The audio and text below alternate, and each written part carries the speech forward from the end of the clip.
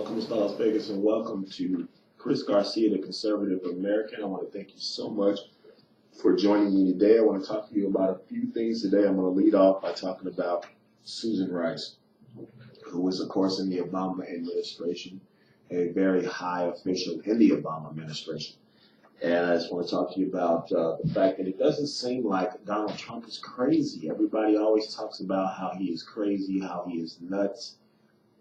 He tweets these crazy things on the air all the time. If you ever notice, if you wait about a week or two, most of the things that he's tweeted about, most of the things he's talked about, they come true. And he said that he felt like his building, his home where he lived, Trump Towers, Mar-a-Lago, and some of the other places that he stayed at, as well as the White House, he felt like it was bugged. And as we're coming to find out, everybody for 2 weeks, he's crazy. Why does he tweet these things? So on and so forth. Come to find out that people in the Obama administration were dropping names. That's illegal, as far as I'm concerned. And to me, it's a felony. It is against the law for you to drop American citizens' names. And at the time, these people were American citizens. He was not voted into office at the time. They were citizens of the United States.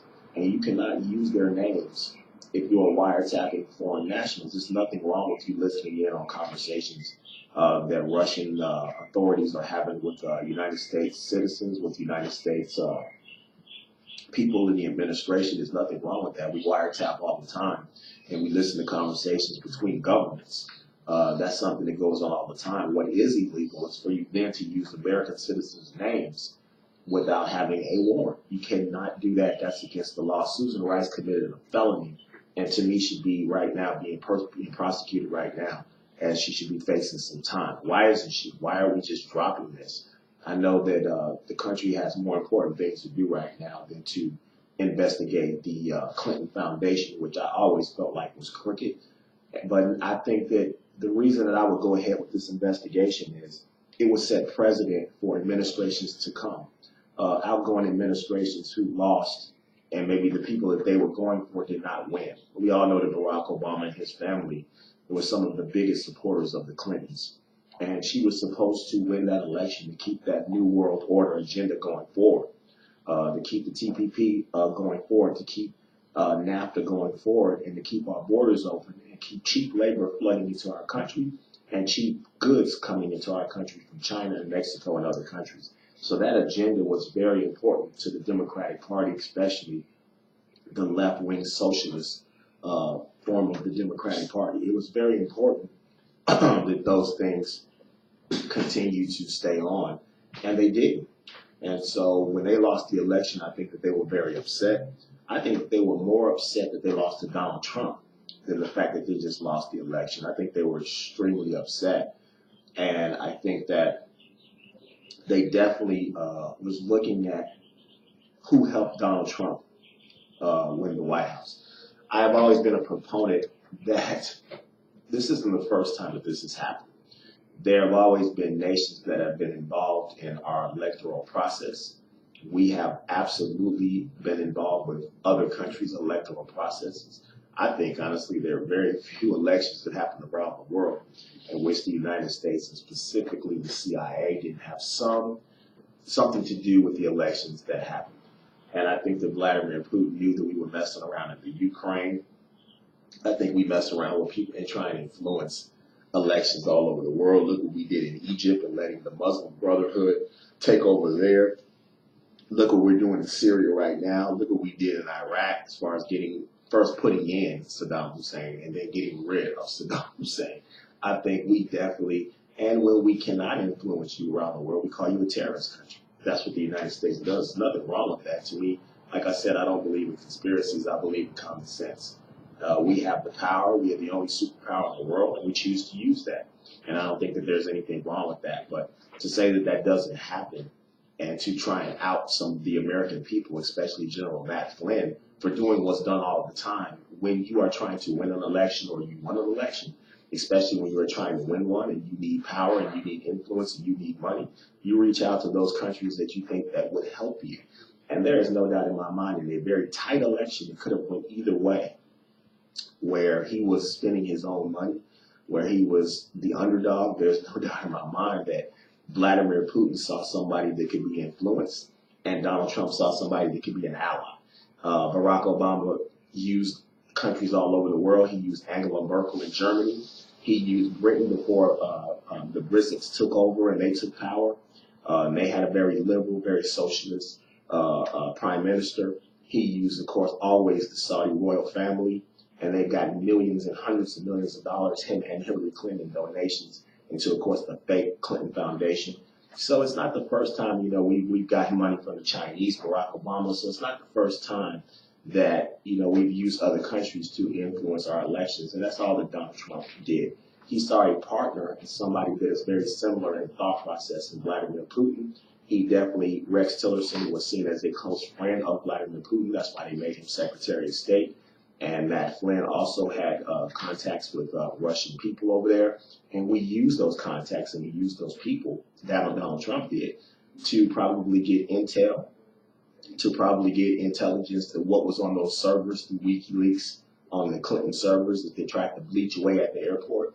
And he absolutely, no doubt about it, used Russian money, Russian intel, and so on and so forth to help him out in the election. The Clintons knew that. The country knows that. We're not stupid. We're not dumb. It doesn't matter what you present to us. People aren't dumb. It's not illegal. It might not be looked upon. It might be frowned upon. But if you frown upon what he does, how did Barack Obama become president? Where did he come from? Where did his money come from? Let's dig in. I mean, you can do that. But there's a certain thing. There are rules to whatever that you do.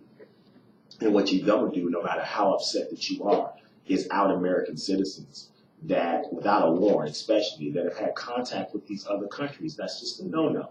And that's fine, because what happens after that? The game only gets escalated if you play it like that. If you out our people, what are we going to do to your people? If somebody in 8 years, because I think Donald Trump will be reelected in 4 years in a landslide, the Democrats have nobody to run against him. But in 8 years, if a Republican, let's say Mike Pence is running against a Democrat, and a Democrat wins, what are we going to do? Are we going to spend those couple of months before we leave office and drop names of the incoming administration? I mean, how far does it go? You're playing with national security, you're playing with people's lives, and it is a felony. It is something that we don't do here in the United States of America, is we don't out our own. What are we going to do next? Out CIA agents, FBI officials? What are we going to do just because you lost an election? That's up to the American people. The American people listen to both sides. The American people listen to both presidential arguments. They listen to the Republicans, the Democrats, the independents, and whoever else is running, socialists or whoever else, Green Party, Tea Party. We listen to them. We watch the debates, and we vote what's best for us, whether it be our pocketbook or whether it be national security or whether it be open or closed borders. Whatever it is, the American people are smart. They make up their own mind. They went to the polls, and in an electoral college landslide, they voted for Donald Trump. It was supposed to be the other way, but it wound up being a landslide. I think it will be a voter and electoral college landslide for Donald Trump in 3.5 years. I think he's going to win, because they said she won the popular vote. He'll win the popular vote and the electoral college vote 3.5 years from now. I believe in a landslide, because I think he's going to do a heck of a job. I think the Democrats' obstructionists can only go so far. I think they're picking the wrong battles to fight. I think they're using up their strength as far as Obamacare, which is going to implode on its own. They were fighting Judge Gorsuch, which there was no way that they could stop him from being nominated. And I think that they're using their battles dumbly. I don't know if it's a lack of leadership or Harry Reid is now out of the Senate, but they need to get back together and decide which battles they're going to fight, because soon they're going to lose the Supreme Court. There's a Republican president, there's a Republican House, and a Republican Senate. When you are outmanned and outnumbered like that, you have to pick your battles. And I think that if you have a lack of leadership and pick the wrong battles to fight, and then when the big battles come up like tax reform and other things that are happening, they've used all of their bullets, and I think Donald Trump will get the majority of his things passed. I think he will also, he's trying to show the country that he's not going to come in as a bully, but I think if he doesn't get these things passed, he will use his, he's the kind of man that will not look into the camera, cut on the mic, or tweet and just directly lie to the American people. He will not allow obstructionists, left-wing parties, or Republican obstructionists to stop him from doing what he was going to say when he was on the campaign trail. He told the American people what he was going to do. He was going to repeal and replace Obamacare. He he was going to appoint 2 Supreme Court justices. He was going to build the wall. He was going to close the borders. He was going to take the fight to ISIS, which we saw yesterday in Syria. He's going to keep every promise. He's going to do tax reform. He's going to keep the promises that he promised the American people that he was going to do. And I think that he's coming in, he's trying to say, look, I wanted to sit down. I wanted to negotiate things with the other side. I tried to work with Republicans. I tried to work with Democrats, and they didn't. So now I'm going to use my executive pen, my executive power, to make sure that the promises I made to the American people come true. And I think that he's going to do that. I think he has no choice, because he, more than any other president that I can remember, except maybe Ronald Reagan, we take him at his word. When Donald Trump talks, no matter how crazy you might think he says, or how many outlandish things, he believes what he's saying. And that's what I always say. It doesn't matter whether you agree with a person or not. Do they believe what they're saying? And you can tell that everything Barack Obama was saying, somebody taught him, somebody told him. Whether he believed it or not, I don't know. But Donald Trump, what he says he believes, and he's not going to be proven to be a liar. He's going to be proven. He's not even going to be proven to be a type of person that tried. He's a doer. His entire life, if you look at his life, no matter what he's been through as far as his personal life or his professional life, he is a doer. And so he is not going to be proven to the American people to be somebody that lied to himself, that shorted himself, or shorted the American people. He's going to do exactly what he said he was going to do. He's going to get it done one way or the other. And trust me, he's got one thing. He's got time on his side. 4 years is a long time. It doesn't seem like it. But when you're trying to battle somebody every day and they got the power of the executive pen, when they can speak before Congress, when they can get on TV and speak directly to the American people, and he uses Twitter directly to the American people, it's tough to beat a person like that when they got 4 years and maybe 8 years. He can sit there every single day and use the power of the presidency against you. So Susan Rice, I think you have been outed. I think you got caught with your hand in the cookie jar. And I think there is no doubt about it that it goes all the way up to Barack Obama as far as I'm concerned. It goes up to the top. We all know that those were his orders. Susan Rice or no one else in that administration are operating on their own. These aren't their ideas. They're not going to put their careers, or they're not going to put their offices on the line to just go rogue and do something on their own. They're taking orders, and they're covering up for their boss. That's exactly what's going on. We've all done that before. If you work in an office building or you work for a company, you have taken the fall sometimes for people that are over you. And I think there's no doubt there are some loyal socialist nuts that were in the Obama administration, and they will take the fall. They will take the bullet for him. Also in the Clinton administration, I think Alcorn, a lot of people took the fall for the Clintons and their misgivings and things that they were doing outside of politics. I think a lot of people over the years have taken the fall for the Clintons, and I think you will see. I don't think this is the beginning. I think at the end, I think it's the beginning. I think they're going to find other people besides Susan Rice with their hands in the cookie jar, people that were tapping his phones, people that were listening to his conversations, people that were outing American citizens. I don't care if it was American citizens, if it was American officials without a warrant. You cannot tell the American people, you cannot call the Washington Post and these other news organizations and out American citizens and say, these were the people that were talking to the Russians. These are the people that were talking to the Chinese. It is illegal. It is a felony, and these people should be investigated. So Susan Rice, I think, is the beginning. I don't think that she's the end. I think other people were involved. Second thing I want to talk to you about is Supreme Court Justice Gorsuch. He was nominated. We are so happy about that. He told us when he was running for office that he was going to nominate 2 Supreme Court justices. I know one is retiring in about a year and a half. And so then we're going to go through the same process again, another nomination process. And I believe that, again, the Democrats need to pick their battles, because this is something that you're not going to win. The House is Republican, the Senate is Republican. Donald Trump is a very popular president. He's a very smart man. If you think Gorsuch's record was impeccable, wait till you see the next person that's appointed. He's smart. He's smart enough. All the people that he nominates, from HUD president to Secretary of State Tillerson, he's very smart. I mean, Dr. Ben Carson, Mike Pence. I mean, you can tell that he does his research. He's a very intelligent person. People looked at his TV show, but let me tell you something. When he finally picked the final person that won The Apprentice, these were people that were extremely qualified, even though they were stars and they were this, that, and the other. He looked at the work that they did and made intelligent decisions that should have showed people, the American people, what he can do as a boss and as a CEO. He turned $1 million into a multi-international billion-dollar conglomerate, and he is a very, very, very smart man. So all of the picks that he's made, he's going to get the second Supreme Court justice that he wants.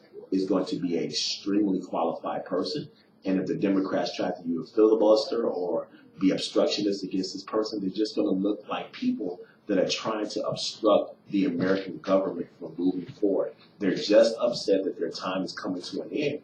And the last thing that the liberals were holding on to, they thought that Hillary Clinton was going to be president and continue this left-wing social movement.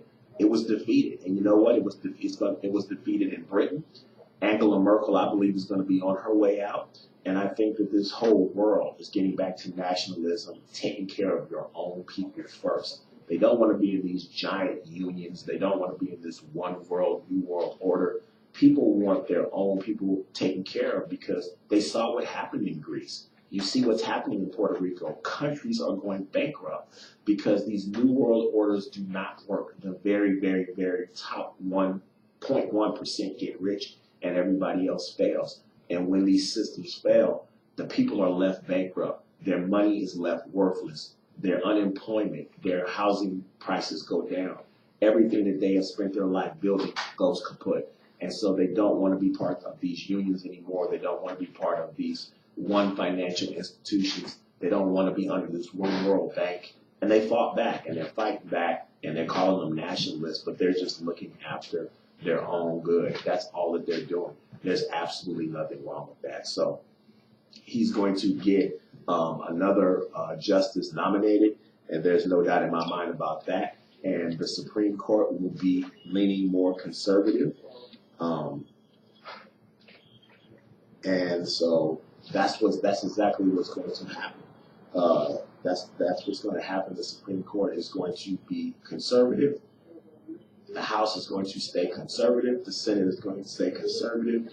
And, of course, Donald Trump, I believe, is going to be reelected. So that's exactly what's going to happen. The last thing I want to talk to you about today are the missile attacks in Syria. We all know that Donald Trump ran his campaign on the fact that, hey, he was going to take the fight to ISIS, that he was going to defeat ISIS, and I think this is just the first step. And I think Al-Qaeda, the Taliban, Muslim Brotherhood, PLO, and of course ISIS and all these other terrorist organizations, what this is really sending a message is this. When Donald Trump says that I'm going to defeat ISIS, he's not talking about ISIS. You can never really defeat a gang. You can pop up 3 or 4 people in any country, in any little hole in the wall, in any mountain that you want. What he's saying is that any country that is harboring and giving money to and giving refuge to these terrorist organizations, he struck the Syrian air base, the Air Force base. He didn't strike a mountain. He's not going to play these games that Barack Obama, Bill Clinton, even to an extent, and I always say this, I think George W. Bush was probably the most liberal president, probably the most socialist Republican president in the history of mankind. I think he was very, very, very liberal. I didn't really consider him much of a Republican, at least more conservative. And it was just proven right in the last election when he came out and said that he was going to support Hillary Clinton. When have you ever heard a past Republican president say they're going to support a Democratic nominee? I think he was very, very, very left-wing. I don't think people, if you look at the bailouts to everything that he's done, to how weak he was to me, being a Republican as far as national security was. I mean, a lot of people said that he was strong. I didn't find him to be tough on national security whatsoever. I think Donald Trump will show you what a real Republican, conservative, nationalist president will do. He's going to take the fight to ISIS like Ronald Reagan took the fight to Europe and said, tear down that wall, and so on and so forth. Star Wars program. He was very forthcoming in the United States having a strong defense. And look at Donald Trump, us having a strong defense, coming in, spending money on the military, billions and billions of dollars. I think that's very important to him. So I think that the missile attacks were a warning to everybody all over the world. If you harbor ISIS, if you harbor Al-Qaeda, the Taliban, we're going to strike you. We're going to strike your country. We're not going to hit a mountain with a defense missile. We're not going to come with a drone. We're going to use our military might, and we're going to give you a warning. That's 50 Tomahawk missiles today. If you keep going, you will be dealt with tomorrow. This man has not been president 100 days, and look at what he's tackled. Supreme Court justice, check. Taking the fight to ISIS, check. Trying to get Obamacare repealed and replaced, check. And it's going to implode on his own. He's going to get the last laugh on that. Look at what he's doing already, meeting with foreign officials, foreign presidents all over the world and saying, hey, you better get on board, because if you don't, you're going to get left behind. We're going to lead. We're not going to apologize to you, and we're not going to follow. Check. Sending stern warnings to North Korea and to the Chinese government. Check. Saving American jobs. Check. Already keeping American companies here. Making Ford and Carrier and other large companies stay here in the United States, saving American jobs. Check. These things are, this man has not been president for 100 days. He did more than Barack Obama has done in 8 years being president. This is just the beginning. And I will send a warning to all you Democrats out there, and even some of these Republicans, Paul Ryan. You can be obstructionist all you want. He's smarter than you. He's smarter than you. If all you together get in a run, the man is smart. He has an extraordinary team around him. You will be defeated. I tell people this all the time. You better get on board, because if not, you're going to be left behind. If you don't get on Donald Trump's bandwagon, he showed you what he did in the elections, right? He's going to do the same thing as president of the United States. I want to thank you so much for watching. I want to send a shout out, as I always do, to our sponsors, Ogden Market. They do a fabulous job. 30 years they've been a family-owned restaurant on the corner of Ninth and Ogden. They do absolutely spectacular work. They have the cleanest grocery store in downtown Las Vegas. Wonderful prices. Slots are loose. 2 blocks from the El Cortez, Ogden Market on the corner of Ninth and Ogden. Please go there. Please participate. Please, this is a family-owned business. They have been good to people in downtown Las Vegas, Ogden Market, for over 30 years. I know them personally. I know the family. They are fantastic. They are wonderful. Some of the best people in the city of Las Vegas. I also want to send a shout out to Teen Challenge. They do magnificent work here in downtown Las Vegas, rehabilitating people that have been addicted to drugs, alcohol, and other things. And it's all about rehabilitation and not about condemnation. I also want to send a shout out to Judge Kearns on your wonderful election win. Also our good friend Bob Beers, Star Wars Anthony. And I hope that Kara Campbell wins the general election coming up in a couple of months. I think she will be a fabulous municipal court judge. Thank you so much to my sister, wonderful assistant producer and head of social media here at Radio Tribune and the Las Vegas Tribune. She does fantastic work, Kelly Garcia. I want everybody to have a safe and fabulous weekend. I will be back with you on Monday. Google and watch Chris Garcia, the Conservative American. Push that bell, subscribe. The subscribers are going up, up, up, up, up. Push the bell. Don't be left behind, because this is going to be a big, big, big show. We got big things coming up in a couple of months. Wonderful guests coming up. And again, I told you I'm going to always speak for you. Conservative to me means common sense, and I'm always going to look after the American people. Thank you for watching. Google me. We'll be up in a couple of hours. And once again, God bless America. God bless our troops. And Godspeed to our president. Doing a wonderful job, Donald Trump. Thank you.